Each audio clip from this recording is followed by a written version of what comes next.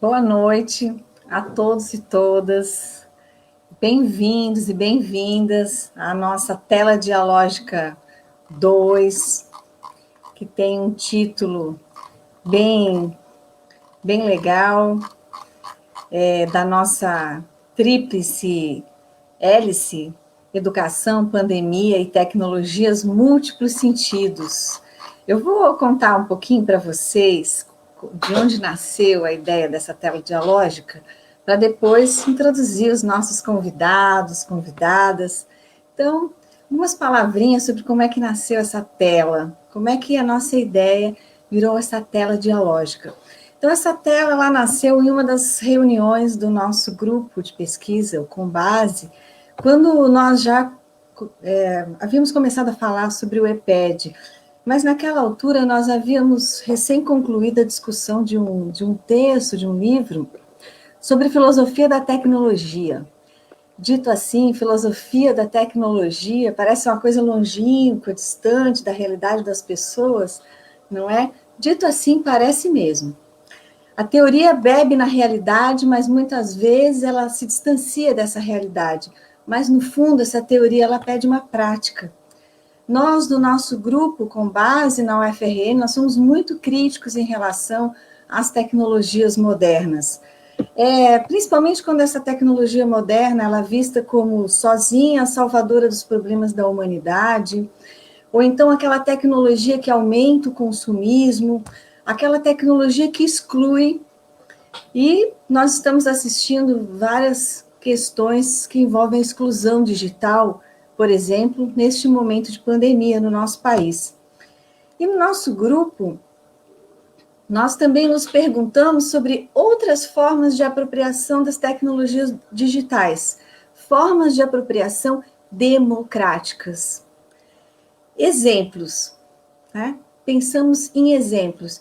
Então, para mostrar que é possível essa apropriação tecnológica, essa apropriação democrática da tecnologia, com novos atores, novos conteúdos e conhecimentos, e também um projeto de uma sociedade mais igualitária e mais justa.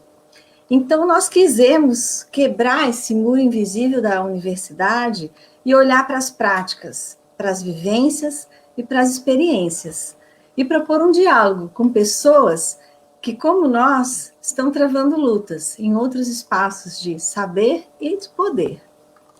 Então, para a nossa tríplice hélice, educação, pandemia e tecnologias múltiplos sentidos, nós convidamos a Neneide Lima, uma mulher feminista da agricultura agroecológica e da economia solidária do Rio Grande do Norte, a Soraya Medeiros, cientista da computação, estudante de mestrado, líder no projeto Meninas Digitais e autora do Poesia Compilada.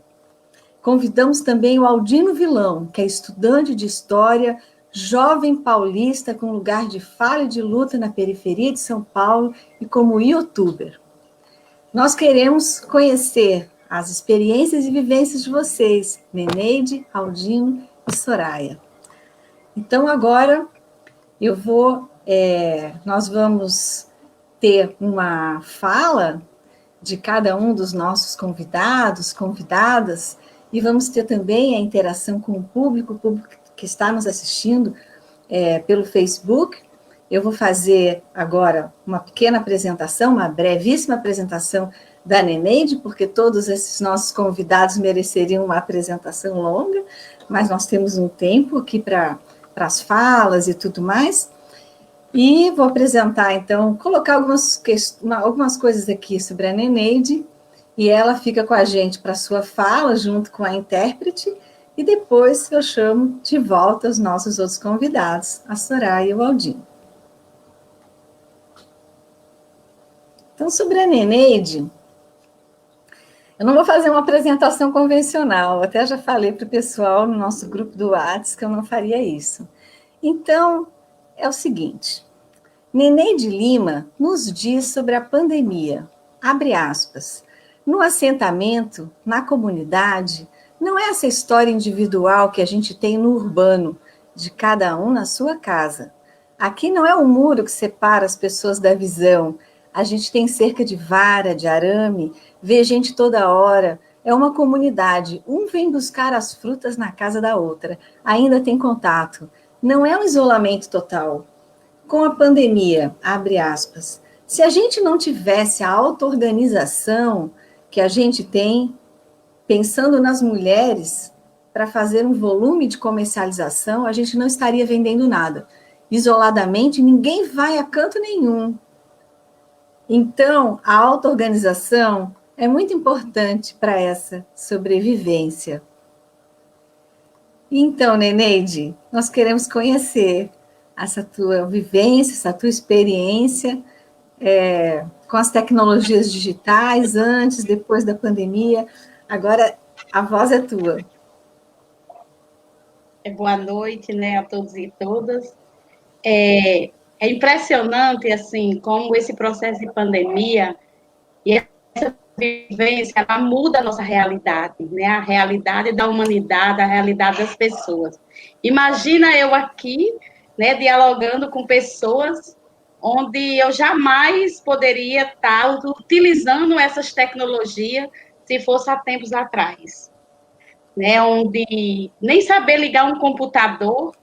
E muitas vezes essas tecnologias, elas não serviam nem para nós mulheres e muito menos para outros povos e comunidades, né, tradicionais.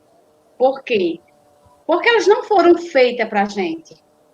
Elas não foram feitas para nós, na sua grande maioria, somos analfabetas, né, que não teve direito a ir para a escola, que tivemos uma vida longe, né, dessa sociedade, onde essas tecnologias elas serviam para outras pessoas e quem constrói não pensa, né, nesse público, nessas pessoas que não tiveram direito, né, nem de estudar, dirá de ter acesso. E aí, com esse processo de pandemia, né, e com toda a luta que nós, mulheres, na nossa auto-organização, na nossa comunidade, seja na própria rede Chique Chique, nos espaços que eu atuo, que nós costumamos dizer, nós que fazemos parte da Marcha Mundial de Mulheres, e fazer parte do movimento é entender o local e o nacional. Né? E nesse processo de pandemia, nós mulheres nos reinventamos. Né? Nós nos reinventamos a estar utilizando as tecnologias, onde muito tempo essa tecnologia é negada. Né? Para a gente, muitas vezes, hoje, a gente se depara também da falta de acesso. Né? Então, eu acho que eu estava até brincando, né, com as meninas ontem, na hora que a gente estava fazendo os testes, né, para estar aí eu dizendo, eu nunca imaginei minha mãe utilizando um WhatsApp, utilizando, se comunicando, porque ela não sabia ler. E hoje, para poder ela colocar fruta, para poder ela vender na rede Chique Chique, porque por mais, como a fala da companheira Carla coloca, né, que a gente na comunidade, a gente, né, passa pela, não passa pelo processo de isolamento total, mas essas pessoas também não estão vindo para a cidade. E aí é essas tecnologias que faz a gente, né, hoje, mais desenvolver e articular produto para poder alimentar as famílias na cidade. Então, é assim que hoje nós, a partir do WhatsApp, né, a partir de uma mensagem onde a gente mobiliza os produtos para poder chegar, né, na rede Chique Chique, para poder alimentar as pessoas.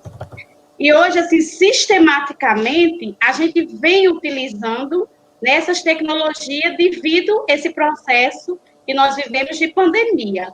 Isso fazendo formação, fazendo as nossas assembleias, as nossas reuniões, discutindo, né, preço de produto, discutindo montagem e como a gente vai chegar a comercializar ou a atender a tal tipo de mercado, o diálogo com os nossos, que a gente não chama buscador, ou os nossos não chama consumidor, mas buscador, que vem buscar algo, né? Porque quem consome produto agroecológico, né, ele vem buscar algo, ele não vem só buscar um produto. E hoje a gente também utiliza essa tecnologia para alimentar, né, as redes sociais, como o Facebook, como o Instagram, porque a gente não vende, né, produto, a gente vende a nossa história, a gente vende a nossa identidade, de onde o produto está vindo, como ele está sendo produzido, por quem ele está sendo produzido e como ele está sendo comercializado. Então, hoje, a gente utiliza essas tecnologias para mostrar a nossa identidade, de onde a gente vem, quem somos. Então, eu acho que a gente começa a perceber o quanto essa ferramenta é importante. Né? Então, aí quando eu fui chamada para estar aqui hoje, discutindo, somando, trocando experiência nessa fala, eu disse, mas o que é que eu tenho a ver com educação, pandemia e tecnologia? Né? Eu como produtora, eu como agricultora, o que é que eu tenho a ver com isso? Né? E aí a gente percebe que hoje toda a nossa vida, seja na articulação, seja na formação, ela está sendo através das tecnologias. Né? Então, eu acho que hoje a gente tem um grupo, né, no WhatsApp, onde os nossos buscadores, né, busca algo, alimento, eles fazem seus pedidos, a gente forma nessas cestas, a gente faz entrega, e também a gente não inaugurou nosso espaço, nossa bodega de comercialização, que foi recentemente construída, né, pelo projeto da Fundação Banco do Brasil. A gente tem agendamento, né, e tudo isso é via tecnologia. Né? Se não fosse a tecnologia, nem a gente não conseguia se articular e não conseguia se comunicar com as pessoas. Hoje também, nós, junto com o Centro Feminista 8 de Março, a gente tem um projeto com a Fundação Banco do Brasil, junto com a Diaconei e com outras financiadas pela União Europeia. A gente tinha uma articulação, esse projeto era para levar alimento agroecológico e também fazer as feiras de economia solidária nos bairros periféricos. E aí, no processo de pandemia, a gente não pôde estar fazendo isso, porque nossas feiras, todo esse processo ele foi paralisado.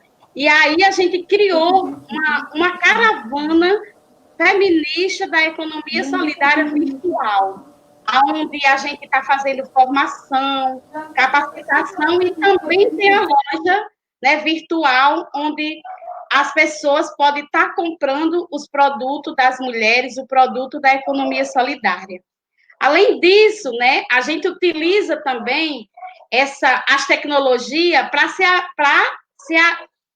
se articular com outras mulheres de outros estados, através da rede feminista, da rede, né, da economia solidária e feminista, para saber como também o processo de formação, estamos criando o nosso site, tudo isso, né, através das formações, através, né, da tecnologia. Hoje, nós, que fazemos parte da federação das cooperativas, né, ligada à Unicaves, também estamos junto a aqui no Estado, desenvolvendo nesse processo de entrega de cesta básica para as pessoas que necessitam de produtos da agricultura familiar. Então, a gente está também fazendo toda essa parte de cronograma, de articulação, de formação, tudo é através de videoconferência, através das tecnologias. Então, é um processo que nós estamos vivendo e que, se a gente não tivesse essa ferramenta, né, se a gente não tivesse se apropriando do que sempre existiu, né, e que nesse processo nós estamos utilizando, a gente não estava fazendo e a gente não estava vendendo e a gente não estava, né, sobrevivendo em todo esse processo de pandemia. Então, a gente, assim, estamos ainda se reinventando, ainda aprendendo e utilizando, né, essas tecnologias para, né, a nossa formação, para a nossa articulação. Além disso, nós que fazemos parte da Rede Chique Chique, nós somos uma OPAC, que é dentro da Lei dos Orgânicos, a gente se credenciamos junto ao MAPA, E a gente podemos certificar os produtos que faz parte da rede Chique-Chique. OPAC quer dizer Organismo Participativo da Conformidade.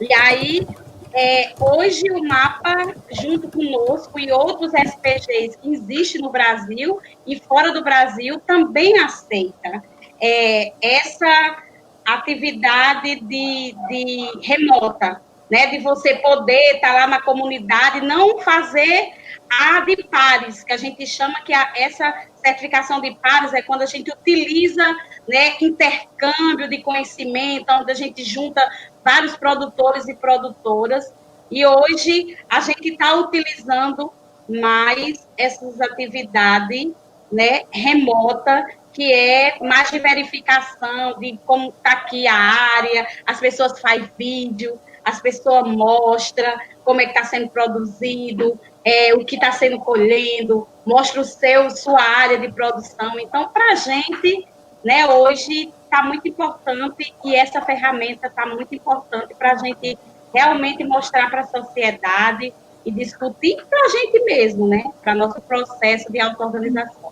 Deixa eu colocar uma questão, Neneide, que 3 pontos que eu achei tão interessantes na tua fala, que foi a mediação que a tecnologia tem feito para vender uma história, não um produto, né? Porque antecede, até li uma entrevista tua hoje, que se não fosse a auto-organização que vocês têm, toda uma história anterior, quer dizer, a tecnologia não teria o sentido que ela está tendo agora, porque essa auto-organização que o grupo construiu é que está construindo essa história agora no momento de pandemia, com essa mediação da tecnologia.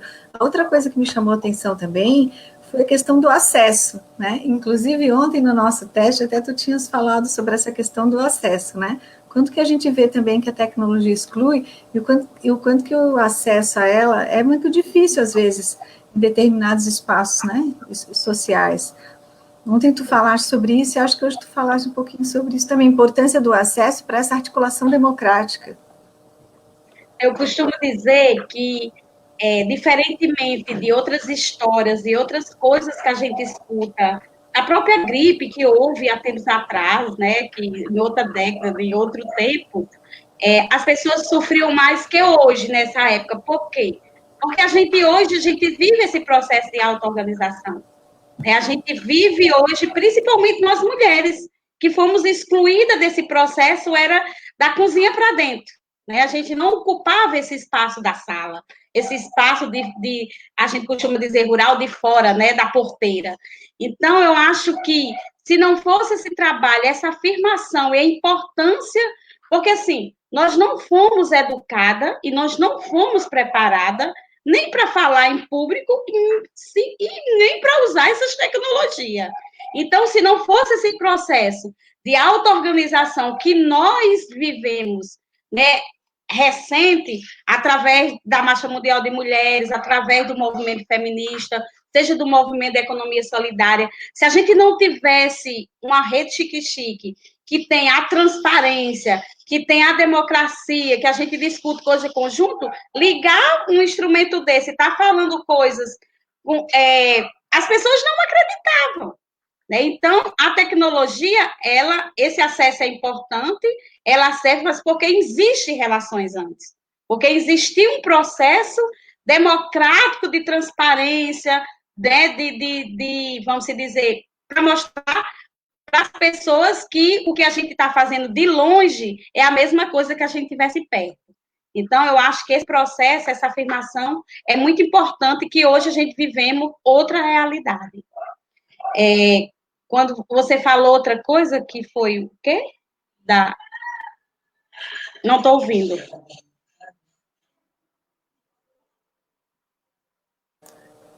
Liguei o microfone.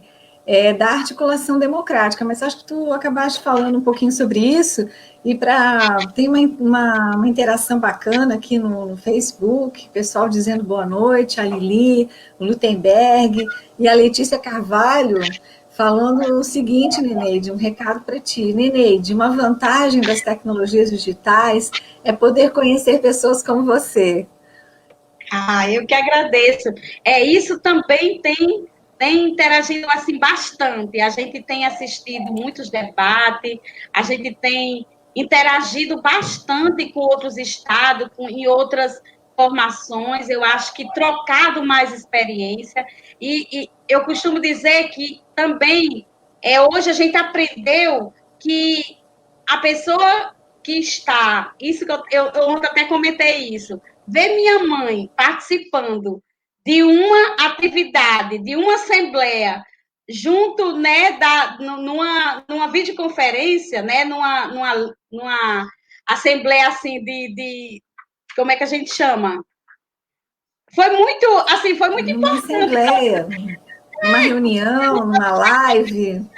Fazer ela acessar, ligar o telefone, apertar num link, entrar numa sala e ver isso, para mim, assim, foi muito importante, porque muitas vezes algumas mulheres elas não têm condições de sair, de viajar, de ir para outra, né, às vezes moda saúde, e às vezes pelo processo mesmo de violência, de opressão que ela vive. Então, hoje é muito mais fácil, não que a gente queira isso, a gente quer que as mulheres tenham condições de viajar, de sair, mas quando tem um problema, como a gente passou na Marcha Mundial de Mulheres, né, vamos dizer, 10 dias, né, caminhando, né, para chegar em São Paulo. Então, teve muitas companheiras que ficaram tomando de conta, né, de nossos filhos, das que puderam ir. Então, algum momento hoje, se acontecer uma coisa, a gente já sabe que a gente pode abrir uma sala, ela pode apertar lá no celular e pode estar vendo algumas coisas que a gente não utilizava isso antes. Ou tem uma reunião de um fórum, de um conselho na capital e uma pessoa não pode ir porque não tem dinheiro, porque não tem como. Hoje ela pode participar na comunidade. Então, eu acho que são estratégias que a gente pode estar utilizando que a gente não utilizava antes. E aí, para a gente finalizar esse momento, depois a gente vai, ao final da fala da Soraya e do Aldino, a gente tem um debate com as perguntas que vão ser feitas pelo Facebook, de vocês que estão aí nos assistindo, também outras que já foram feitas por um canal que o EPED criou. E essa coisa, né, Neneide, que tu falavas ontem e que hoje apareceu também na tua fala, que as tecnologias não são feitas para nós, mas nós transgredimos, nós também podemos transformar aquilo que não tinha sido nem pensado por quem a projetou, né, por quem projetou a tecnologia, e a gente consegue transgredir um pouco esses códigos que são criados. Exatamente. Isso mesmo. É isso. Muito obrigada, Neneide. Eu vou me despedir temporariamente de ti, mas vou chamar, ficas no nosso background, no nosso backstage, não sei como é que o StreamYard chama essa parte que o público não vê, e vou chamar então a Soraya para dialogar conosco, e depois a Neneide também volta para a parte do debate. Um abraço, Neneide. Obrigada. Nada.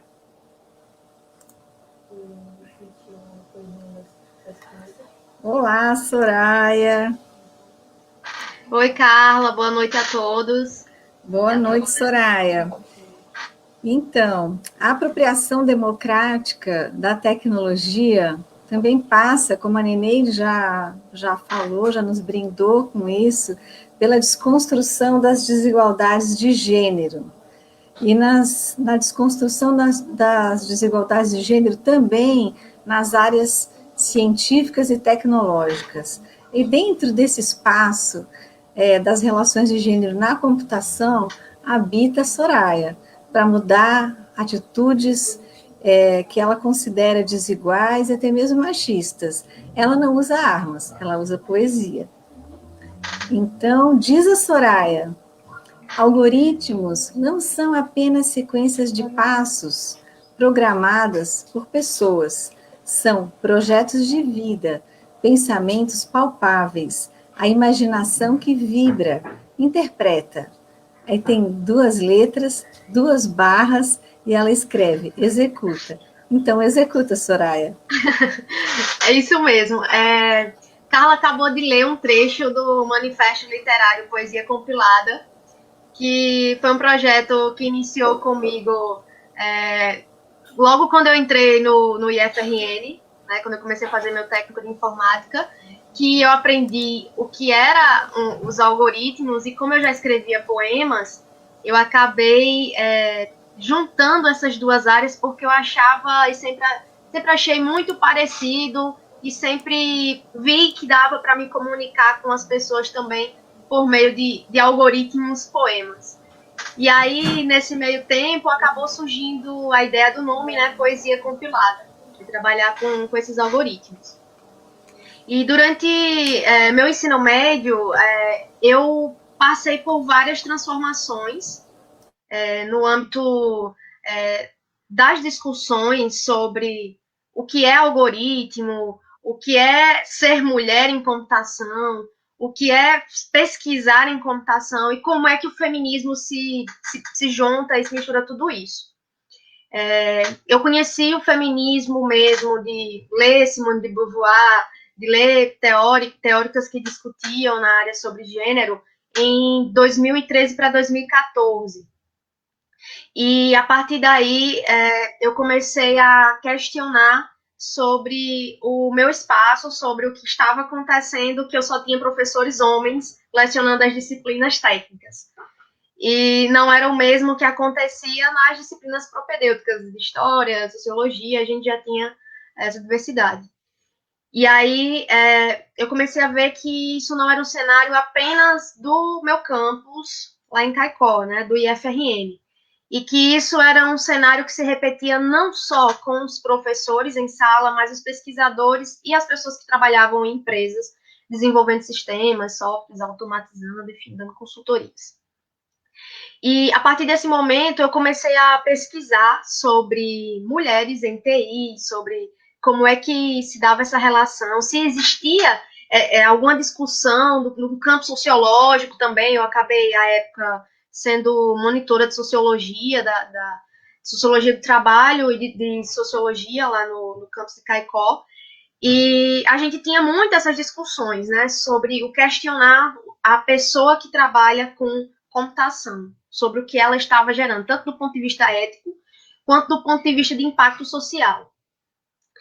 E aí eu descobri em 2014 o Code Girl, que foi um evento realizado durante cerca de 4 ou 5 anos, pelo IFRN Natal Central, que buscava discutir sobre o papel da mulher em tecnologia, que trazia mulheres para palestrar e para falar sobre o que elas produziam na academia ou no mercado de trabalho que envolvia computação. Então, a partir desse momento, eu vi que eu não estava também tão só assim. E durante todo esse tempo, eu sempre queria ir mais para, sempre fui mais tendenciosa a ir mais para a área de humanas. Eu não pensava em seguir carreira em computação. Eu queria ou letras, ou filosofia, ou sociologia, e direito, que era a área assim mais forte na hora que eu pensava em escolha profissional. Porém, tinha algo que unia tudo isso nesse contexto, né? Que era a educação. Sempre foi a educação. E aí, participando dos eventos anuais do Codegel, conversando com as palestrantes assim que acabava a palestra ou em outros momentos pela internet, eu comecei a entender outros significados que estavam ali dito, e eu não conseguia observar, que era a relação de computação e educação. Pois bem, eu só vim ter acesso ao letramento digital, o básico de você conseguir mexer no computador, ter acesso a tudo isso, a saber como é que funcionam as redes sociais, quando entrei para o IFRN em 2012. Então, só em 2012, já tinha 16 anos, foi que eu tive acesso a isso. Antes eu não tinha acesso a essa forma. E aí, conversando com essas mulheres empoderadas e entendendo sobre o feminismo, o impacto, e vendo o papel da educação, eu comecei a participar de projetos no Campus Caicó, chamada por alguns professores, para trabalhar com jogos digitais educacionais. E aí foi o primeiro contato que eu tive. Ali inicial, eu não sabia ainda o que era gamificação, mas anos depois eu fiquei sabendo. Eu estava trabalhando com gamificação e não sabia, porque estava iniciando ali minha pesquisa. E foi nesse tempo também que eu comecei a palestrar, então, em 2015, por aí, foi o último ano do meu ensino médio, comecei a palestrar sobre mulheres na computação, porque já tinha toda essa discussão, e aí eu comecei a relatar casos que aconteciam na sala de aula, casos que aconteciam, que eu vivenciava em outros espaços, na hora que eu falava que era da área de tecnologia. E isso foi ganhando bastante proporção, né? E eu acabei, meio que indiretamente, trazendo a temática do feminismo para as poesias compiladas. Então, falar sobre a questão que a gente estava, a forma que eu achei para externalizar sobre isso, foi por meio das poesias. E aí, quando foi em 2015, eu fiz Enem, em 2016 entrei para Sistemas de Informação pela UFRN, bacharelado, e comecei a participar de projetos que envolviam mais sobre a discussão de mulheres e gênero lá no campus da UFRN. O pessoal de História trabalhava bastante já com isso. E o que é que aconteceu quando eu entrei em BSI? Eu fui reprovada na disciplina principal do curso, Algoritmos. E eu fiquei muito revoltada com isso, porque eu já tinha um diploma de técnico, eu já sabia aquilo, mas tinha algo que tinha acontecido ali que eu não conseguia entender o que é que estava vendo.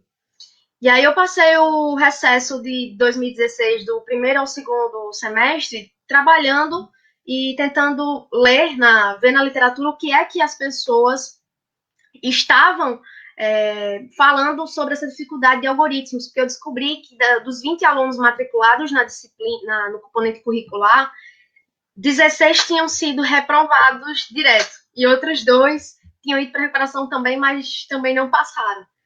Então, só 2 pessoas aprovadas, entre 2 pessoas que estavam ali, que de 20, tem algo errado. E aí eu comecei a ver que a questão era metodológica, era de aprendizagem, passava pela formação do professor, passava também pela nossa formação de entender que estamos em um cenário diferente, que não podemos ser alunos passivos e sim ter uma autonomia e saber se expressar por isso. E aí eu tive a ideia de juntar a poesia compilada, que eu já trabalhava, com a educação, e aí começou a surgir a ideia de, na UFRN, desenvolvermos sequências didáticas para trabalhar com crianças do ensino fundamental, pensamento computacional, ensino de algoritmos com poesia compilada. Dentro de todo esse contexto, um fato que é extremamente relevante a gente destacar é o aspecto do empoderamento feminino quando você está diante de um código. Porque quando você está trabalhando, quando uma mulher aprende a programar, quando ela tem acesso a essa tecnologia, a computação, ela não está mais consumindo a tecnologia, ela está produzindo.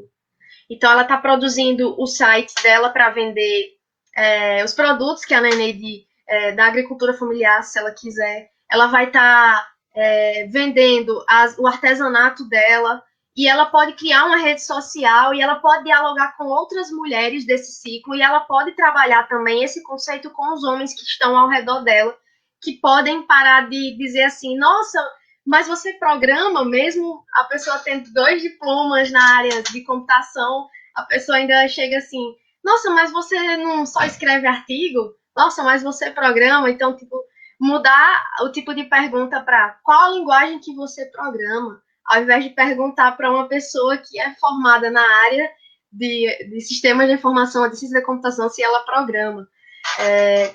O estereótipo é difícil enxergar, olhar para uma mulher que é desenvolvedora ou que tem uma formação na área, porque sempre enxerga o quê? Um nerd sentado na frente do computador e nunca uma mulher que pode gerenciar projetos, entender, ler, interpretar e produzir um código, um algoritmo, transformar esse espaço que ela vive, transformar o processo educacional, ter autonomia, saber quando dizer sim, quando dizer não, ter postura, ter essa postura com o seu ambiente de trabalho ou na sua pesquisa e saber aplicar isso para a sua pesquisa. É extremamente relevante. Então, o que a gente trabalha, o Meninas Digitais, foi um projeto criado pela Sociedade Brasileira de Computação, aliás, é um projeto, que começou em 2010 e agora fez 10 anos, né? A gente já está com 10 anos de atuação. E o projeto Poesia Compilada é um projeto parceiro do Meninas Digitais. Então, a gente tem constantemente discussões sobre o ensino, sobre essas práticas. A gente acabou de aprovar um artigo sobre o ensino de pensamento computacional com alunas surdas, né, para o congresso do CSBC. Nós discutimos sobre isso. Então, todo esse contexto, ele mexe muito e diz muito sobre os espaços. E aí, o que a gente acaba escutando... E aí, nesse contexto, Soraya, sim, pensar nesse contexto de desigualdades, né, que tu estás colocando, apareceu aqui uma questão para ti aqui no Facebook, que eu não queria deixar passar, porque ela tem tudo a ver com o que tu estás falando, desse empoderamento, dessa troca de lugar, né, dessa fratura no sistema que coloca as mulheres, e em especial nas áreas de conhecimento, as mulheres que estão em áreas como a física, a computação, em lugar subalterno, né? Então, essas ações, elas vão mudando um pouco essas assimetrias de gênero, vão desconstruindo um pouco tudo isso. Agora, passando a pergunta, está aqui a pergunta do LTE.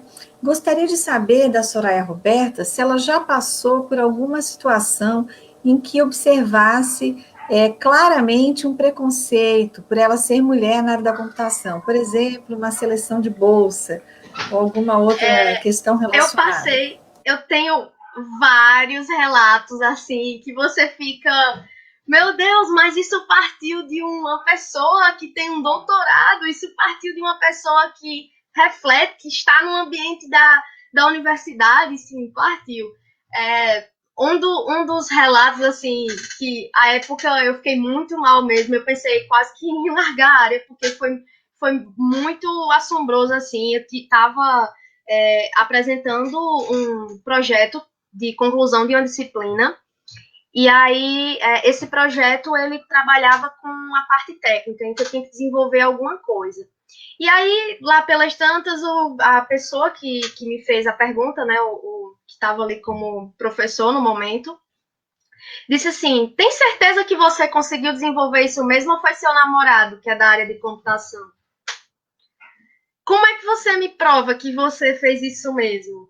O que é que significa esse ponto vírgula aqui? O que é que significa esse trecho de código? O que é que ele faz? Tipo, foram tantas perguntas, tipo, e de uma forma tão assustadora que eu meio que travei, eu não conseguia responder nada na frente dos meus colegas, eu não conseguia nem pensar em como fazer aquilo e como dizer aquilo. Eu fiquei muito, assim, assustada com a atitude, com a forma, a comunicação violenta, né, que tipo, eu travei, eu não conseguia falar nada.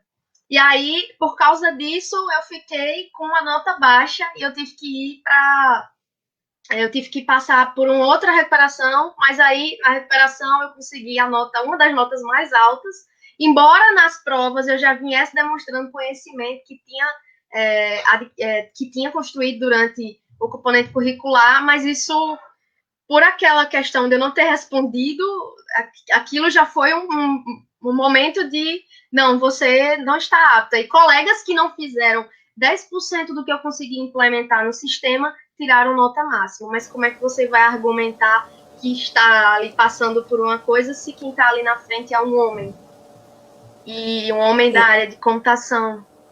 É muito complicado. Isso, o que tu contas é recorrente também no espaço onde eu leciono, que é a Escola de Ciências e Tecnologia, em que há uma desqualificação das meninas, tanto da parte de professores, especialmente professores que são homens, e também da parte dos colegas. Então, por exemplo, quando vão fazer cálculos junto, né, em grupo, e uma menina que foi minha bolsista me contou essa história. E estavam fazendo os cálculos, e aí ela fazendo o cálculo, o menino disse, não faz o cálculo, deixa que eu faço, depois tu copia com a tua letra bonita. Isso também tem muito exemplo, isso, né? Da letra bonita, tem muito isso. Só um outro exemplo para finalizar aqui minha fala. Tem uma dos componentes curriculares que é considerado um dos mais complicados do curso. E nesse componente curricular mais complicado do curso, a primeira vez que eu paguei esse componente, eu tirei uma nota muito alta na prova, que foi feita em sala, sozinha, com todo mundo e o professor lá na frente. E aí, quando saiu o resultado, né, das provas, alguns dos meus colegas tinham tirado notas bem inferiores à minha. Inclusive inferiores à média acadêmica da UFRN. E a minha tinha sido bem superior. Aí vieram me perguntar como é que eu tinha conseguido a cola na hora da prova. Ou como é que o professor tinha dado um jeitinho para eu passar ali, já que eu já estava com meio que o mestrado encaminhado, que eu já estava passando no processo seletivo, e tipo, você vai fazer mestrado, então os professores vão terminar de te passar agora, sabe? Tipo, foi uma. Já começou com problema o curso e terminou com problema, esse tipo de fala na discussão, porque até mesmo o mestrado foi fruto de muito trabalho que eu construí desde o meu ensino médio, de tudo. Então, tipo, não foi do jeito que as pessoas pensam que a gente consegue passar assim aleatoriamente. Tem todo um processo por trás, né? Esses processos de desqualificação, sabe, Soraya, são históricos, mas trabalhos como o teu e lutas, né, as nossas lutas têm provocado algumas mudanças, né, são pequenas mudanças, são espaços de resistência, mas elas são importantes no contexto. Mais uma fala aqui nos comentários do Facebook, que eu gostaria de compartilhar, da Ana Luz Gadelha, ela dizendo aqui, maravilha de troca de saberes e de muito sentido. A Ana, que é nossa aluna lá na Escola de Ciências e Tecnologia, que também é uma menina muito ligada às práticas da sustentabilidade, vai ser uma engenheira mais consciente, né, das relações ciência, tecnologia e sociedade. Diz que está feliz de prestigiar a nossa mesa. Ela faz uma menção a mim, mas depois eu coloco, né? Gostou de ver que a gente está nessa mesa falando sobre as mulheres na ciência e que são muitos desafios ainda a se superar, sobretudo para a área das exatas. Ela está também vivenciando, Soraya, essas questões, né? E aqui também o Lutemberg está nos dizendo assim, Soraya, qual conselho você daria para uma jovem menina da educação básica, o Lutemberg Medeiros, que é professor na área de química, no interior aqui do nosso Rio Grande do Norte, que conselho você daria para uma jovem menina da educação básica, Soraya, que é um espaço repleto de discursos machistas, racistas, misóginos, que podam sonhos? Que conselho tu darias para essa menina que almeja ser programadora? Eu sempre, quando levo essa discussão, para as oficinas que eu ministro com a educação básica. Eu tive 4 turmas, aliás, com crianças do 6º ano do ensino fundamental. E aí, sempre eu começava, antes de ensinar o que era pensamento computacional, discutindo sobre gênero na aula, sobre a questão do machismo, a questão do racismo, a questão de dizerem que é mimimi, delas falarem sobre o assédio, de reportarem isso para pessoas que elas tivessem, de fato, muita confiança, e que, como estamos no Seridó, do Rio Grande do Norte, a gente não pode deixar isso de lado e tem que encarar, porque aqui no Seridó as coisas ainda são mais fortes ainda, ainda muito mais forte para uma mulher se querer seguir carreira na área. A gente não tem tanta oportunidade como em Natal, né? E o que a gente sempre fala você vai encontrar machismo, você vai encontrar esse tipo de comentário, mas você não pode dar ouvidos a esse tipo de coisa. Você tem que continuar produzindo os seus projetos, desenvolvendo suas coisas, porque essas pessoas passam e você vai seguindo e vai ganhando destaque. Cada vez que alguém dizia alguma coisa sobre, né, tipo, mas você é mulher na área de computação, você não acha que era melhor você estar seguindo? Me mandaram várias vezes fazer pedagogia. Eu não fui fazer pedagogia, mas eu continuo atuando com pedagogia. Vai fazer pedagogia, menina, melhor para você. O que você está fazendo na área de computação? Então, tipo, sempre vai ter esse tipo de discussão. E eu sonho com um dia em que esse tipo de discussão nossa hoje não seja mais necessário, que eu não precise mais estar falando sobre isso, porque as pessoas já vão estar, pelo menos com uma consciência assim mais acalmada em relação a isso, pelo menos tentando entender que nós mulheres existimos, nós queremos trabalhar, nós queremos produzir e nós vamos ocupar esse espaço da ciência da computação, na pesquisa, seja nos laboratórios, e enfim, seja no home office, seja em qualquer espaço, que a computação ela está aqui em qualquer lugar. Sim, são esses lugares fixos que a sociedade nos coloca, né? Mulheres, pessoas em situação de vulnerabilidade, negros, negras, indígenas, enfim, os diferentes estão nesses lugares escanteados, estereotipados. Então, o nosso trabalho, a nossa luta vai de encontro a esses estereótipos para mudar, né, esse projeto de sociedade, mudar os discursos, mudar com a nossa prática e mudar os discursos. Aqui também, Renata Freire, you go, girl! Mais uma fala aqui. Então, eu gostaria de agradecer a Soraya, e também queria, não falei, mas Lutemberg é meu aluno, e obrigada, Lutemberg, por essa participação, Ana também, não é? Renata, LTE, as pessoas que fizeram perguntas, colocaram questões aqui, as questões estão aparecendo, mas o nosso tempo chegou ao final dessa primeira etapa. Soraya, depois tu voltas para dialogar conosco novamente. Obrigada por essa... Por nada, estamos aí para dialogar. Essa ponte assim, do empoderamento das mulheres em espaços diferentes, não é? E subvertendo as relações de saber, poder, por meio das tecnologias, subvertendo, né, essa lógica de poder e de saber. Obrigada, Soraya. Eu vou, então, agora pegar aqui de novo o meu roteiro.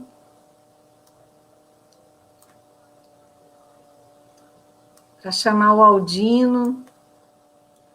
Agradecer essa participação do pessoal no Facebook. Aqui a gente não pode ter a janela do Facebook aberta, porque dá um problema de ruído, mas tem aqui ao lado, os comentários estão aparecendo. Então, vamos lá. Abre aspas. A filosofia está aí para você ficar olhando para ela como uma parada bonita, bem falada? Ou você está ali para estudar e aplicar ela na sua vida? Quem nos fez essa provocação, em uma entrevista a um portal de notícias em plena pandemia, foi Marcelo Marques. Marcelo Marques é o nome de batismo dele, mas o nome de guerra, melhor, o nome de luta, é Aldino Vilão. Primeiramente, Aldino, um grande abraço, um cheiro, um amasso, diretamente aqui do EPED.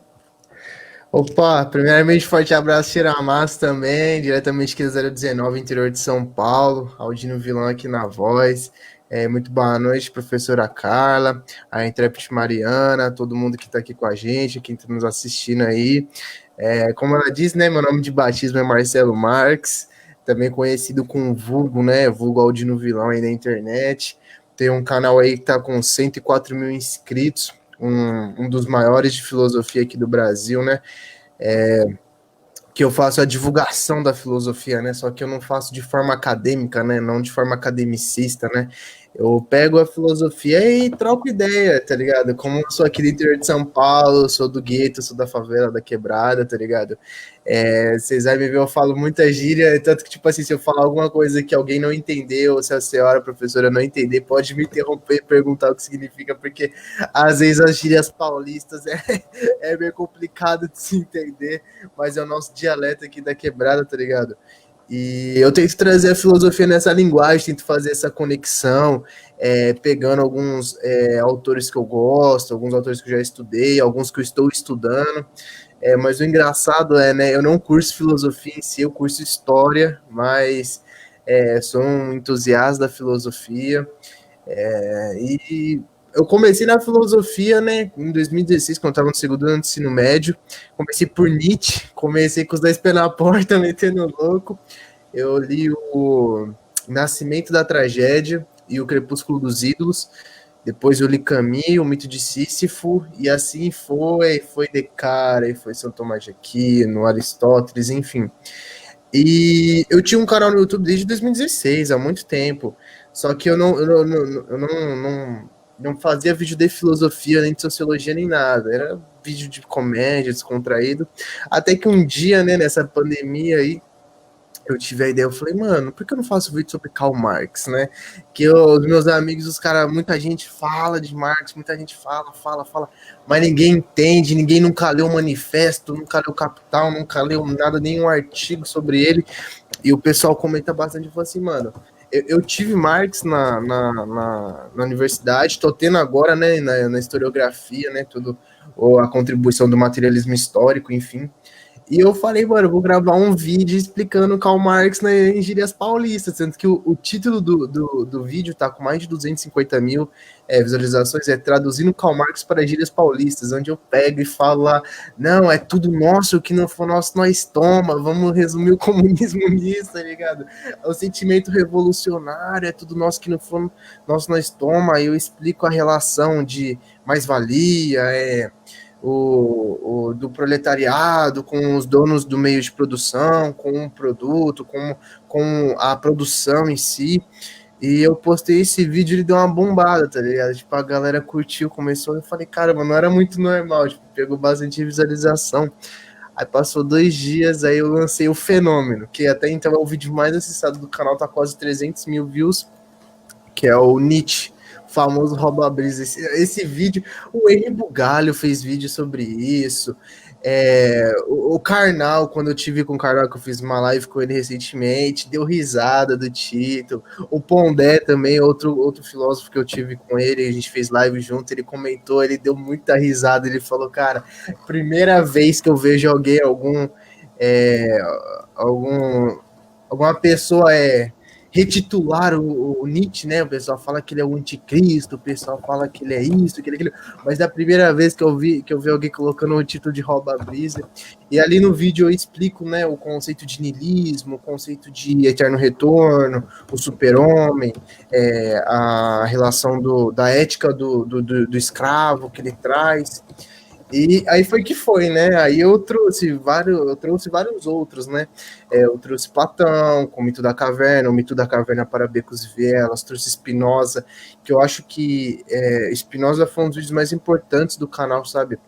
Porque ali eu trago o conceito de conatos, né? Potência sobre vontade, né? Aí é uma coisa que eu enxergo que é muito nas quebradas daqui, é uma coisa que é muito presente aqui na nossa favela, que, tipo assim, a molecada tem, sabe, uma sede de conquistar uma moto, de conquistar um emprego, de conseguir reformar a casa deles, virar um MC, abrir um salão de cabeleireiro que, tipo assim, tá super em alta, os molecados tá se jogando de cabeça, tá ligado? Pra virar barbeiro. E tudo isso tem a ver com conatos, né, cara? Você tem o plano, só que aí você tem que colocar isso alinhado com o seu corpo, com a sua vontade, né? Potência sobre vontade.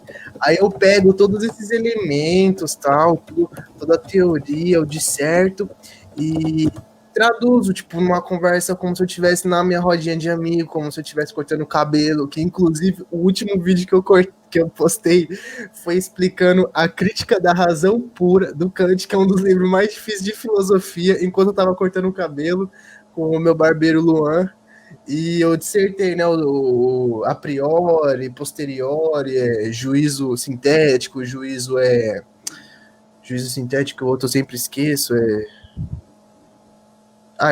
esqueci o outro, o mundo numênico, o mundo fenomênico, e enquanto eu corto o cabelo, sabe, eu trocando ideia com o Luan, os moleques na quebrada colocando Racionais no talo, carro do ovo, o pessoal com o cachorro latino, e tipo, tudo em ambiente, sabe, E eu procuro fazer muito isso porque eu acho que a importância da gente aplicar a filosofia em si, aplicar a filosofia no dia a dia, aplicar a filosofia no nosso corre de progresso, que a gente chama aqui, né, que é a nossa potência sobre vontade, o conatos, né? E eu acho que é muito importante você saber da ética do dever do Kant, mas não saber pelos termos difíceis, né? Não você saber, imperativo categórico, isso, aquilo, outro, mas você saber como aquilo se aplica. Perdão.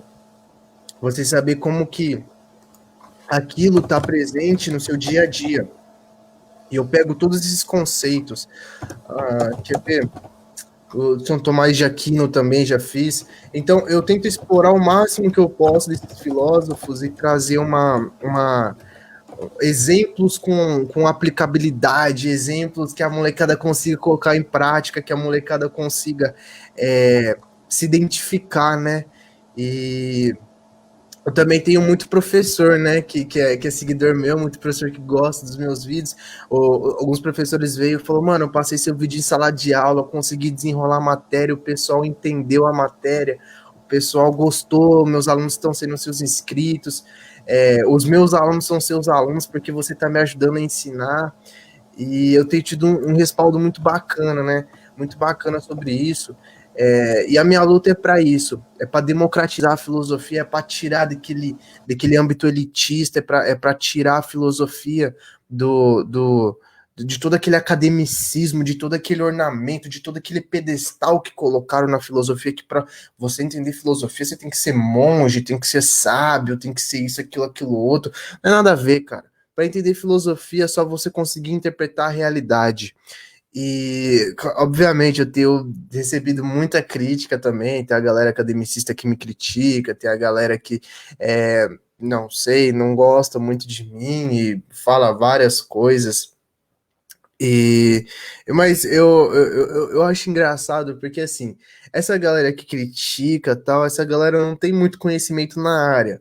Porque eu vejo, se os próprios professores estão curtindo, estão aderindo à ideia, estão passando até em sala de aula, é, então é sinal que é frutífero, né? É uma coisa que realmente é aplicável. Enquanto o pessoal fala, você está diminuindo a filosofia, não, você está se equivocando, não sei o que, você está deixando a filosofia uma coisa mais feia, não sei o que. Eu falo assim, cara, meu vídeo não é para um cara que está prestando doutorado, não é para um doutorado na UFRN. Não é para um doutorado aí, é pra um moleque de ensino médio, é para alguém que está estudando pro Enem, para molecada que quer descobrir filosofia, que quer saber por onde começa, que quer ter um norteamento, e assim ela consegue achar um amparo, né? Pô, eu sempre deixo lá uma dica de leitura, né? Quando eu trabalho com Maquiavel, né? Eu falo do Príncipe, o livro do Príncipe. Quando eu falo de Platão, eu coloco lá o, o Banquete. Quando eu falo de Aristóteles, eu coloco a Ética ao Nicômago. Quando eu trabalho com Kant, a Crítica da Razão Pura. Quando eu trabalho com Nietzsche, eu deixo lá as referências, né? A Genealogia da Moral, Crepúsculo dos Ídolos, Nascimento da Tragédia, o Anticristo, assim falou Zaratustra, enfim.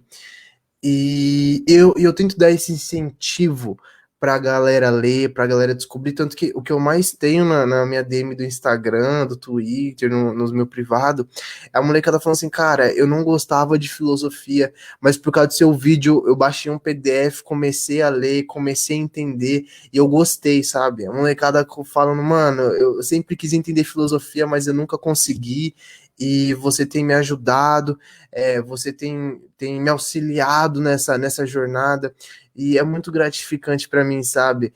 Ver que o pessoal tá gostando, o pessoal tá conseguindo entender, o pessoal tá conseguindo usar e aplicar isso. Então, acho que é uma missão muito, sei lá, que eu gosto. Eu pretendo ser professor, né? Tô cursando licenciatura aí, né? Quero exercer a profissão, né? Já me falaram muito, gente, hoje em dia é mais confirmado, pessoal, você tem vocação para isso, você tem que ser professor, se você não for professor, o Brasil vai estar perdendo uma pérola tal.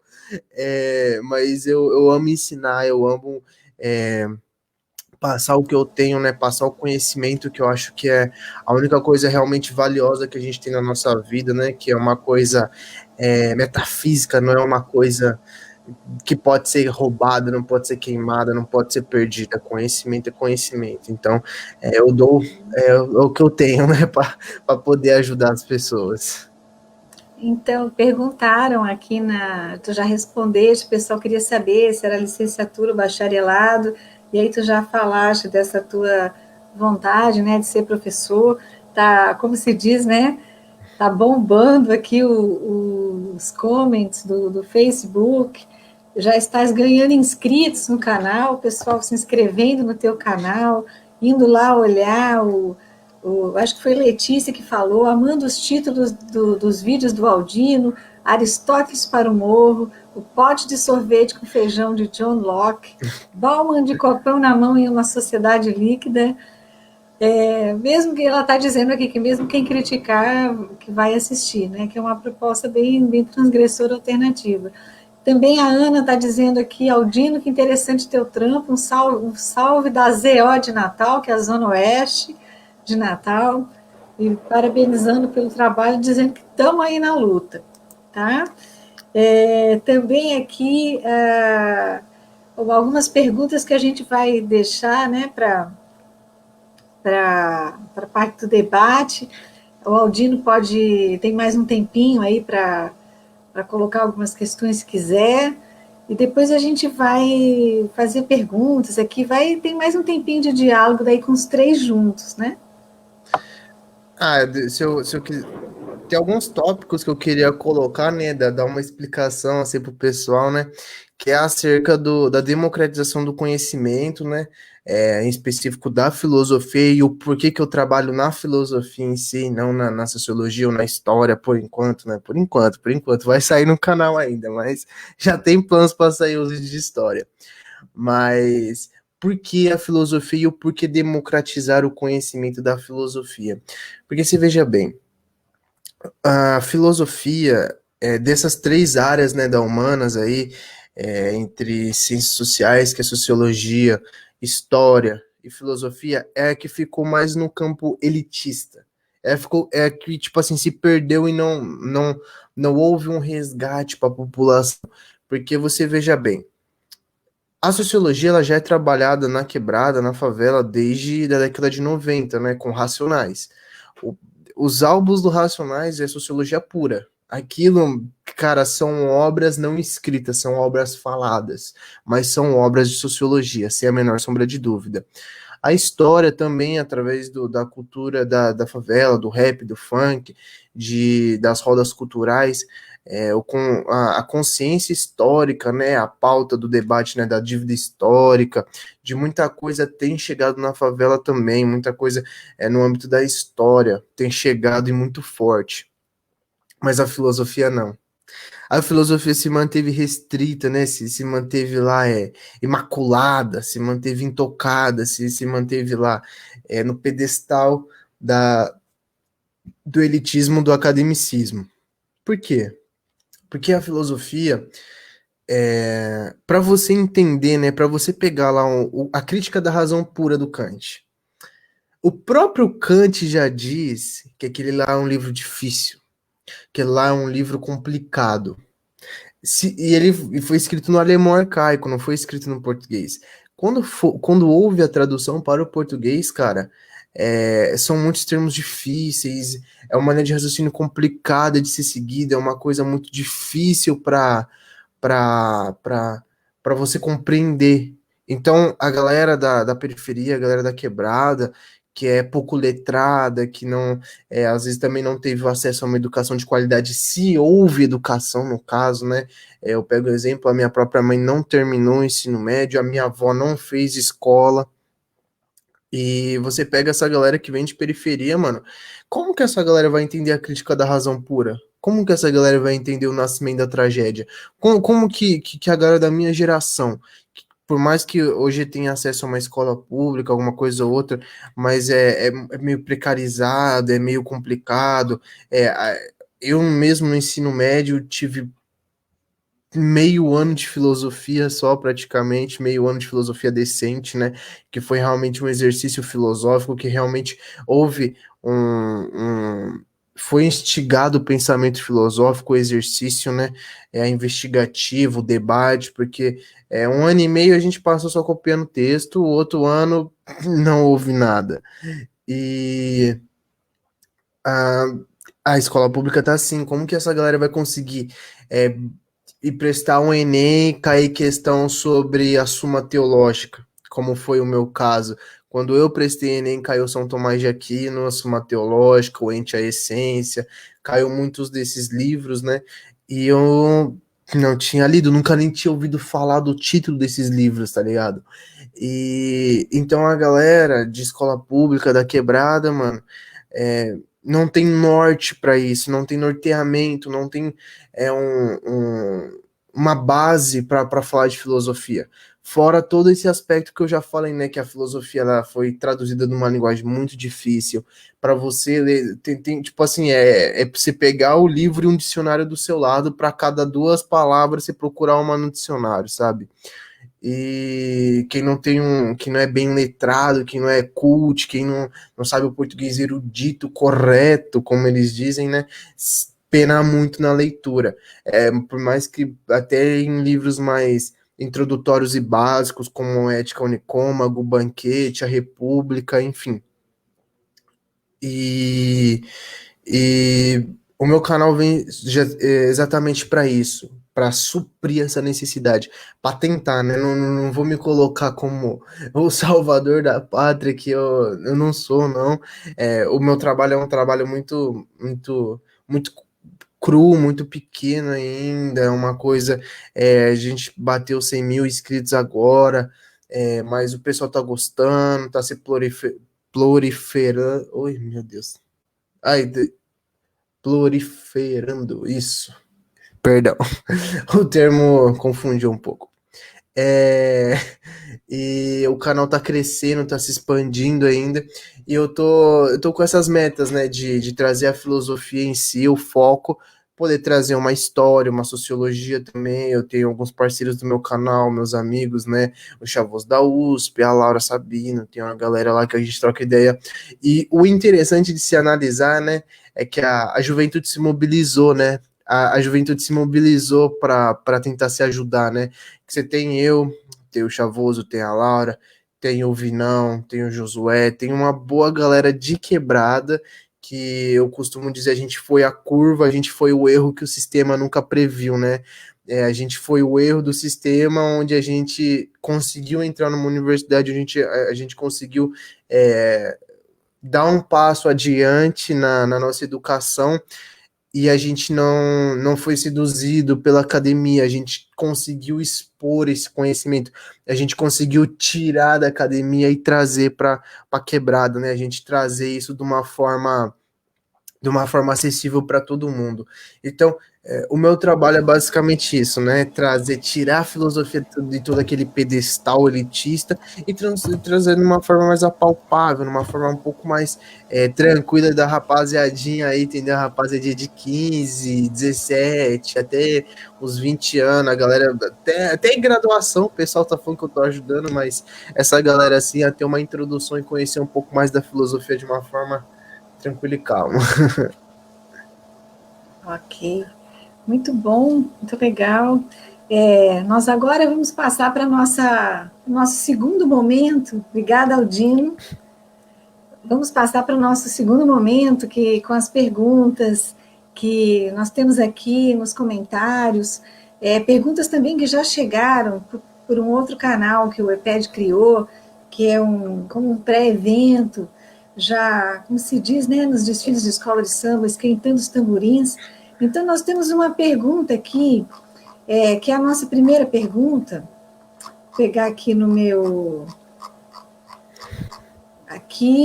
roteiro, porque tem que ter um roteiro, né? Teve uma pessoa até que perguntou como é que o Aldino faz as lives dele, como é que hoje a gente teve uma oficina de podcast bem bacana, embora às vezes as pessoas falem de improviso, mas a gente tem que ter uma ideia, né, de como é que vai conduzir o trabalho.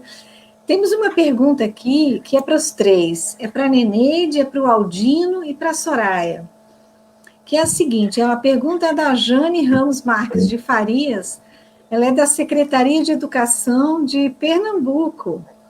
E ela pergunta o seguinte, ela faz um comentário e depois vem a pergunta. Uma das grandes dificuldades observadas durante essa pandemia foi a falta de preparo dos docentes em relação à utilização do recurso tecnológico. Nesse sentido, a questão aponta para uma emergente necessidade de preparo tecnológico de todos os estudantes, desde o ensino médio, ela diz, passando pela graduação até a formação profissional. Ela pergunta, podemos dizer que os erros cometidos nesse processo, né, de educação, de ensino remoto, nesse contexto de pandemia, decorre desse desconhecimento dos estudantes? Vamos passar a palavra, então, para a Neneide, depois a Soraya e o Aldinho. O que tu achas, Neneide? Como é que estão as questões, né, da educação básica, da educação das crianças, lá no teu interior, lá onde tu moras, agora nesse contexto de pandemia, questão do acesso às tecnologias, como é que está isso aí? Sim, primeiro, aquilo que eu já falei na minha fala, né, assim, inicial. Tem muitas de nós que não sabem nem utilizar e muito menos ler. Como é que uma mãe vai contribuir com o filho se ela não sabe? Então, muitas vezes utiliza de uma filha, de outra pessoa para contribuir. Esse é o primeiro ponto. O outro é acesso. Nem todo mundo tem internet, nem todo mundo tem condições de estar, né, utilizando a tecnologia. E a outra coisa é um exemplo de casa, né? Assim, minha filha que trabalha na rede Chique, né? E a gente não parou, assim, claro que usando todos os cuidados de algo, porque a gente produz alimento e quem produz alimento, a gente tem que trabalhar. E aí ela diz que não tem condições de ter tanta tarefa, acumular tanta tarefa, como é que ela, que é chefe de família, como é que ela vai fazer a lição, porque na hora que ela se encontra com a filha também é a hora que ela vai dormir. Ela não aguenta fazer a lição. Então, tem essa história também, né? De também nós, mulheres, ter o instrumento de também ser não penalizada, mas a nossa vida complicou bastante, né, nesse processo de pandemia, com a história aumento de violência, essa dupla tripla jornada de trabalho, ainda mais ter que fazer as lições, né, junto às crianças. Então, e com muita atividade, porque é muita atividade que está chegando. Então, tem todos esses entes aí, essas interrogações que a tecnologia é importante, mas que nós, mulheres, e que ainda tem alguns fatores que são limitantes. Obrigada, Neneide. Soraya, teus comentários, tuas questões em torno do que falou a Jane, eu acho que em Pernambuco. Nós lançamos pelo PPGIC o Guia do Pensamento Computacional para esse contexto familiar para as pessoas, adaptando a linguagem acadêmica para um contexto de quem está em casa e de quem não tem condições de pagar por um curso de robótica ou um curso de algoritmos e de introdução a pensamento computacional. Então, foi um material que a gente elaborou para os pais mediarem a aprendizagem com os filhos, apresentando os conceitos do que é pensamento computacional, os pilares, abstração, decomposição, reconhecimento de padrões, algoritmos, e como fazer essas atividades com as crianças, por exemplo, folheando álbuns de família e verificando. Então, todo o nosso material foi baseado na BNCC. A gente tá para lançar uma outra versão, a gente passou esse guia com um formulário para que o pessoal pudesse nos dar um feedback em que melhorar, e a gente precisa melhorar também no aspecto da inclusão, da acessibilidade, de trabalhar com pessoas com pais que não sabem ler nem escrever, de trabalhar nesses outros contextos para diversificar mais. Então, esse foi o nosso primeiro aspecto, o primeiro ponto, né, que a gente começou a discutir. Outros foram para a produção de materiais para ajudar os professores que estão nesse momento de pandemia sem saber como utilizar, por exemplo, as redes sociais. Então, a gente lançou um guia para trabalhar o Instagram no ensino remoto e um outro para ensinar como trabalhar o uso seguro das TDICs nesse contexto também de pandemia. Então, acho que falta ainda mais a gente ampliar isso ainda mais. Se alguém não puder nos ajudar divulgando alguns desses materiais com as pessoas, até mesmo o Guia do Pensamento Computacional, que foi feito para a população, a gente tentar chegar no povão e não ficar restrito a um conhecimento, porque, infelizmente, o pensamento computacional hoje está se tornando o antigo inglês. Se o inglês já era um problema, porque só tem acesso, eu não tive acesso a isso na minha infância, e hoje a área de computação está se tornando muito elitista, então só tem acesso à computação, embora a gente já tenha vários vídeos no YouTube mostrando, mas ainda é um conhecimento que está muito restrito a uma elite que tem condições de pagar, tem condições de comprar um bom computador para o seu filho, a sua filha trabalhar, e de comprar robôs e coisas que a gente pode fazer com sucata, coisa que a gente pode trabalhar. Teve até uma oficina durante agora, né, o iPad, sobre como trabalhar com sucata e robótica. E então tudo isso faz parte desse contexto que a gente está vivendo, um processo de formação dos professores, mas também de formação de quem está em casa com as crianças, os pais. Obrigada, Soraya. E aí, Aldino, o que tu tens a dizer a respeito da pergunta da Jane, dessa questão da educação em tempos de pandemia? Pô, então, eu posso ficar um bom tempo aqui dissertando sobre isso, porque, veja bem, começar pelo exemplo que eu estou vivendo, né, da minha cidade. Eu tenho contato com vários professores do ensino médio, que eu ia fazer estágio com eles, em sala de aula, essas fitas, e eles estão falando que eles não estão nem vendo a cara dos alunos. Eles não estão dando EAD, tipo assim, de usar Zoom, de usar Meets, nada. Eles estão mandando um PDF, estão mandando um texto para os alunos, o aluno imprima e manda foto para eles ou manda respondido. Então, tipo assim, tá muito precário. Tá muito, muito, muito precário. Tem áreas aqui que não tem sinal de celular, não tem como chegar o Wi-Fi, não chega internet. Então, tipo assim, é meio excludente, né? Não é para todo mundo. Não é para todo mundo essa questão do EAD. Nem todo mundo tem base para isso. Eu posso tirar também por outros exemplos que me chegaram através do canal, né?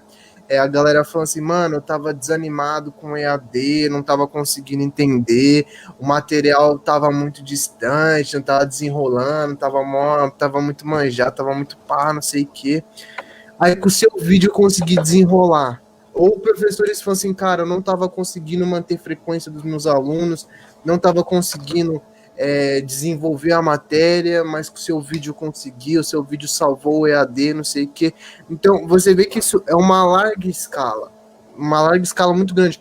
Eu tenho alguns amigos professores, né, que desde que aconteceu isso daí, eu fui conversando com eles falam assim, cara, realmente o Estado não deu nenhuma estrutura, não deu nenhuma base, a escola, o município, ninguém, tacou o dane-se para todo mundo, se vire, salve-se quem puder, acesse quem puder, quem não puder, sinto muito. E fora que também teve todas aquelas questões, né, que o Enem foi adiado, mas não foi cancelado. O ano letivo continua correndo normalmente, não tem controle de frequência no EAD, não tem como controlar a frequência. Então, ou seja, desestruturou a educação do Brasil por completo.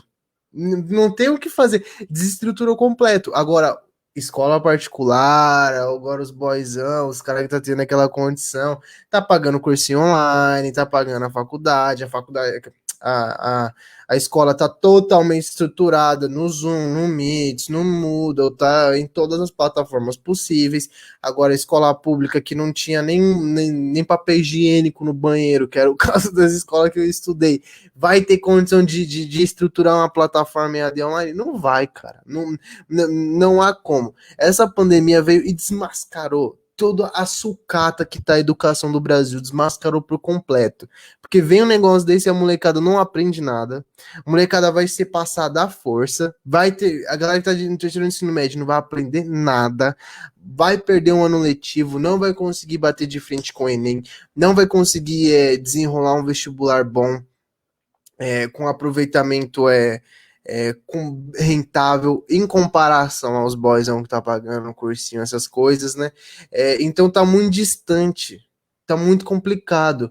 Esses dias, para vocês terem ideia, eu fiz uma live com o pessoal aqui da Unicamp, que eu fechadão, né? Eu com os caras aqui da Unicamp é a mesma fita, né? É fechadão, tá ligado? E a gente fez uma live com o diretor da Conveste, que era o organizador, o cara que organiza o vestibular da Unicamp. Ele, tipo assim, o lado bom, pelo menos da Unicamp, eles compreenderam toda essa questão da sucateação da educação brasileira, a falta de estrutura que tem em bairros que não chega a internet, tem bairros que não tem como estudar, tem gente que não consegue comprar um computador, um celular, tem casos que eu conheço, tipo assim, a pessoa não tem computador, não tem celular, quando a mãe precisa falar com a pessoa, liga no vizinho, o vizinho passa o celular para a pessoa conseguir falar com a mãe dela que ela não tem nada. É esse o nível que a gente tem, aqui em São Paulo, pelo menos. Imagina nos interiores dos interiores que, tipo assim, não chega sinal de nada, sabe? Não tem nem fiação. E como que essa galera vai conseguir bater de frente? Como que essa galera vai conseguir competir? Então, é difícil. É difícil. O que vocês, na resposta de vocês, a resposta de vocês é a comprovação, né? Lá no início falava a filosofia da tecnologia, né? Não dá para pensar a tecnologia ou as tecnologias digitais dissociadas de todos os aspectos culturais, sociais, históricos, filosóficos, etc., sociológicos, que estão, né, envolvidos quando uma tecnologia é produzida, para quem ela é produzida, quem tem acesso, quem não tem. E não é só a questão do conhecimento científico ou da tecnologia, é onde se mora, o acesso que a pessoa tem a uma educação pública de qualidade, a uma saúde de qualidade, há uma educação política também, enfim, há uma série de coisas, não há uma dissociação. E então, quando vocês falaram ali, por exemplo, democratizar o conhecimento, eu sempre pergunto para os meus alunos, vamos discutir o que é ciência, concepções de ciência, mas qual ciência? Qual conhecimento? Democratizar o conhecimento, mas qual conhecimento para qual sociedade, né? Então, o pessoal aqui está fazendo vários comentários no Facebook, salve Neneide, salve Aldino, salve Soraya, também queria dar um alô para o Matheus, né, meu aluno também que vem nos prestigiar aqui no Facebook. E para a gente encerrar, faltam 8 minutinhos aí para encerrar, essa coisa chata da mediadora, né, que tem que estar falando o tempo. Eu ficaria aqui horas discutindo esse assunto, porque quem me conhece sabe que eu gosto, eu penso que há um esgotamento na universidade de discutir teoricamente e de não quebrar os muros invisíveis e procurar novos sujeitos, novos atores, para novos discursos em busca de uma nova sociedade. Então, antes de eu fazer o encerramento, eu queria que cada um de vocês, cada uma, fizesse uma fala final, e depois eu encerro, mas a gente não vai encerrar aqui, porque eu acho que o nosso diálogo está só começando. Neneide, por favor.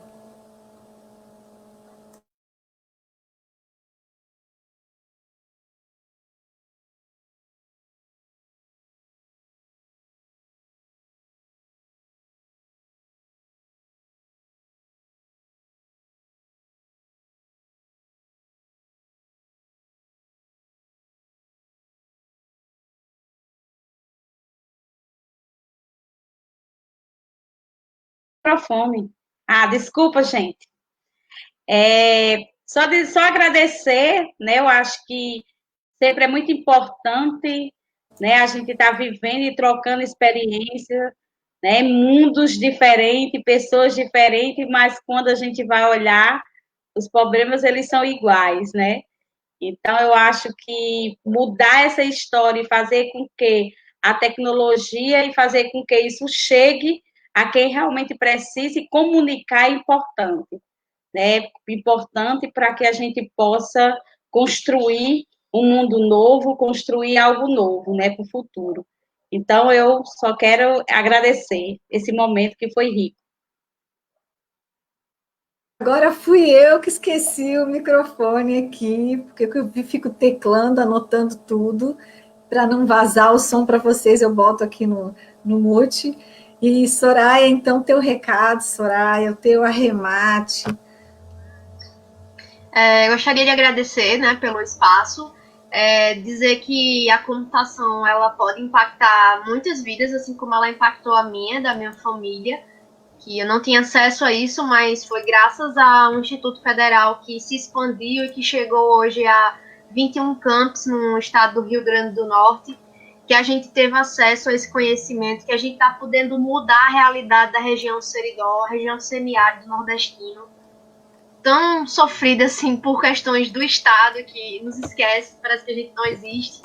Então, quando a gente tem esse poder da computação nas mãos, a gente consegue impactar vidas e transformar, empoderar e discutir sobre gênero também aqui no Seridó é extremamente importante. Popularizar a forma como a gente trabalha com computação para as pessoas de baixa renda, acho que tem sido uma das coisas que mais tem me levado a discutir e a querer aprender e a dialogar na área de computação na educação. Coisa boa, Soraya.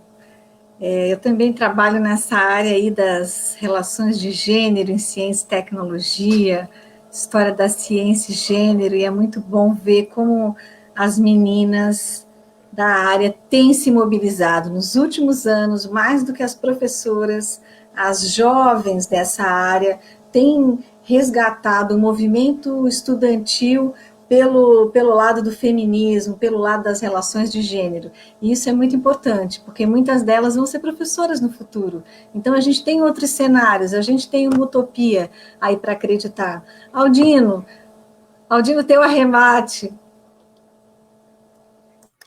Pô, queria agradecer aqui o espaço cedido, o pessoal aí incrível aí, a Neneide, a Soraya, a senhora, a professora Carla, as intérpretes, a todo mundo que nos acompanhou, agradecer aí as ideias trocadas, nossa, não conheci o trabalho do pessoal aí, eu acabei conhecendo, nossa, incrível, o Nordeste aí, nossa, o pessoal aí, o pessoal é bala, o pessoal aí é desenrolado mesmo, curti as ideias.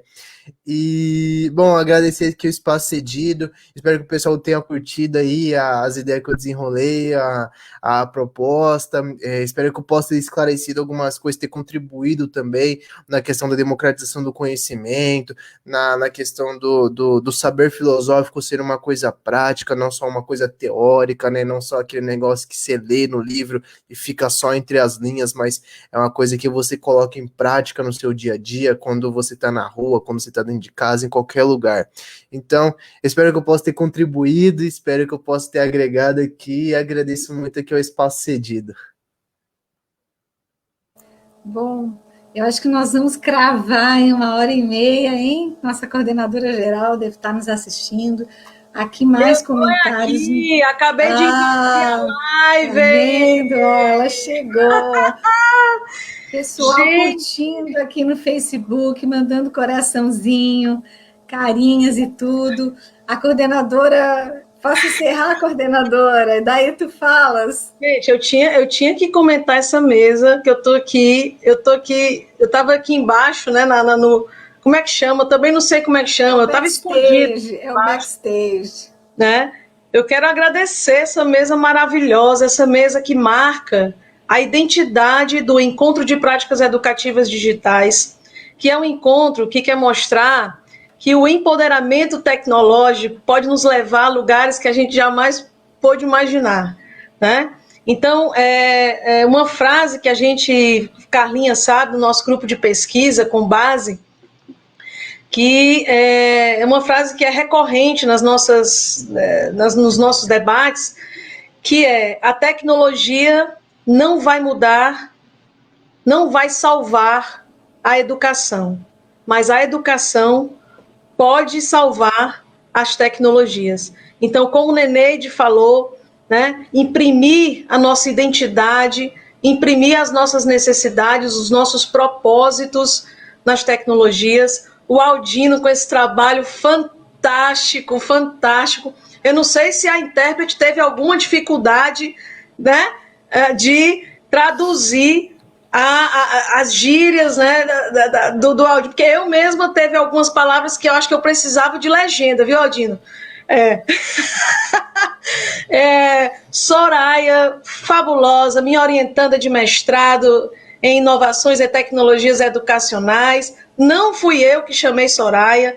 Eu quero dizer que esse evento é um evento democrático, construído coletivamente, inclusive com a participação do próprio público, que é direto mandando sugestões, mandando ideias, e a gente incorpora tudo. Então é um evento construído no caminho. Inclusive esse evento, né? Porque é o primeiro encontro, assim, é o terceiro encontro, mas é o primeiro encontro no formato remoto. Então a gente está aqui atravessando um monte de barreiras, um monte de desafios. Imagino que Aldino não, que Aldino já está aí no lance dos canais do YouTube, é o youtuber, né? O youtuber.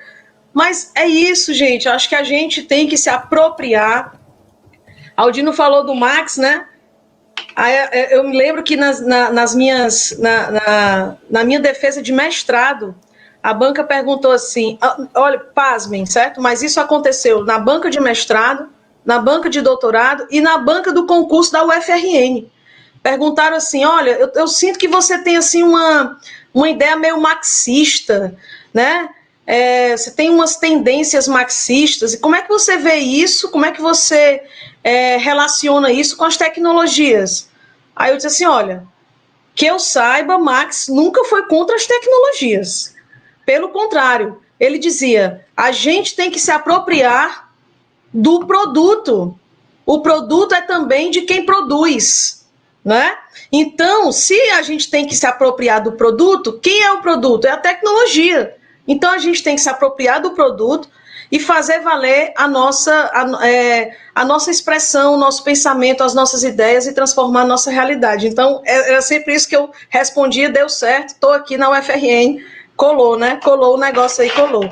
Então, bom demais, agradeço. Neneide saiu aí, talvez tenha caído, Neneide talvez tenha caído a conexão, mas, gente, que mesa emocionante, que mesa linda, que mesa diversa. Carlinha? Ainda não terminou. Essa tela dialógica, que é a segunda tela dialógica do EPED, ainda não terminou.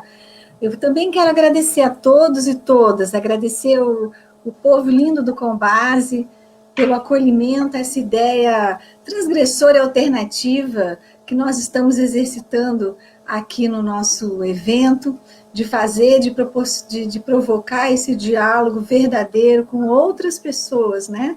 Esses novos atores, outros discursos, uma nova sociedade. Então, nós tivemos aqui o alimento, a poesia e um convite a uma nova filosofia da tecnologia, certo? Dia desses, eu fiz um poema sobre a pandemia.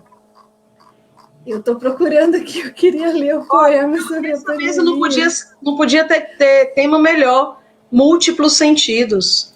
Múltiplos sentidos. Você trazer uma pesquisadora, né, uma profissional da área de TI, né, da área de computação. Você trazer um graduando na área de história. Você trazer uma líder, né, da agricultura familiar, da economia solidária, numa única mesa.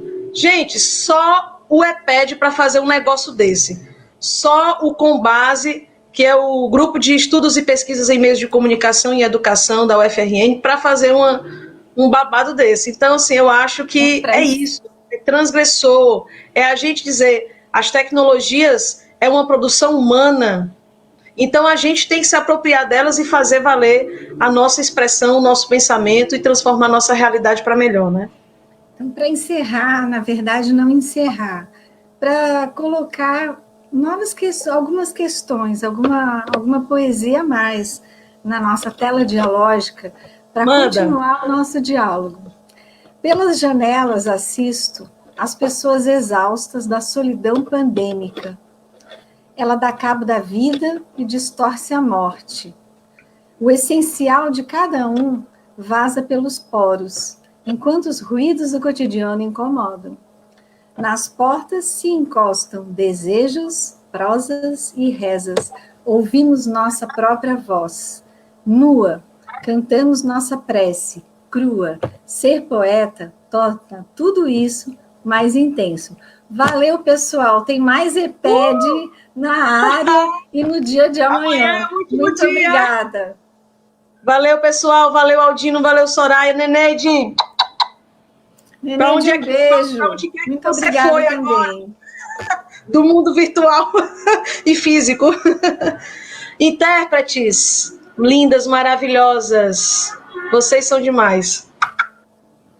Tchau. Tchau, muito obrigada. Tchau para todos e todas. A todos. Boa noite.